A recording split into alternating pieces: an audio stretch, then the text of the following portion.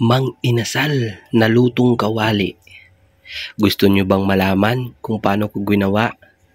So halika, panoorin mo itong video na to hanggang dulo.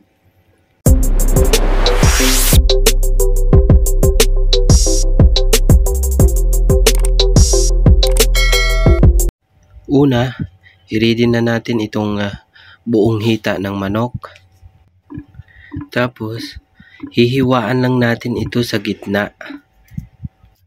Pati yung kanyang mga laman-laman, hihiwaan mo din para pag nilagyan mo ng ingredients, pumasok lahat ng mga ingredients doon sa laman. At saka madali siyang maluto pagka may hiwa-hiwa yung mga laman.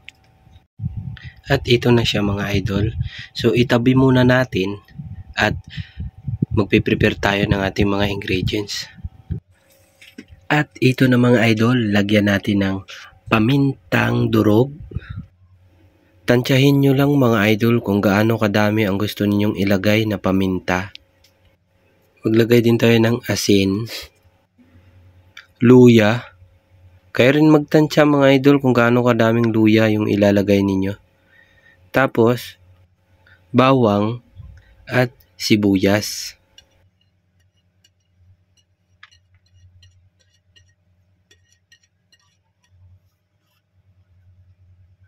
Maglagay din tayo ng tanlad o lemongrass. At ketchup, oyster sauce, asukal,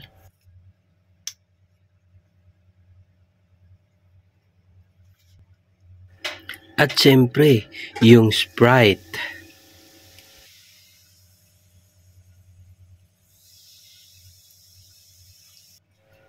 Malinis po itong kamay ko mga idol ha. At ito na. At hahaluin na natin ng hahaluin hanggang sa mahilo na ang manok.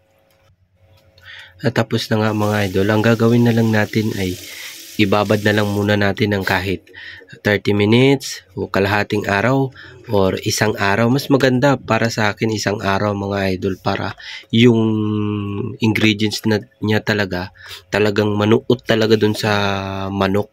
Sumiksik pati hanggang buto-buto. Pagkatapos ng isang araw na marinate, halika't lutuin na natin mga idol. So una mag-init muna tayo ng kawali. Pag nainit na, lagay na natin itong mantika, kahit konti lang. At ilagay na natin yung manok. Hayaan muna natin siya hanggang mag-brown. Pagkatapos, babaliktarin na lang natin ulit mamaya pag nag-brown na yung kabila. At baliktarin na natin. So ayan, kita nyo naman, nag-brown na siya. At baliktarin natin ulit at ayan na. So, hayaan ulit natin hanggang sa magganyan din yung kabila. Pag ganito na yung kulay, lalagyan na natin ng sauce na ginamit natin sa pag-marinate. At lutuin lang natin sa mahinang apoy. Takpan muna natin. At pagkatapos nga ng napakahabang paghihintay at napakahabang pasensya, ito na siya mga idol. Kita nyo naman, di ba? Inasal na siya. At ito na ngayon mga idol ang kinalabasan niya. 'Di ba? Inasal. So tanggalin na natin mga idol at sibugan na.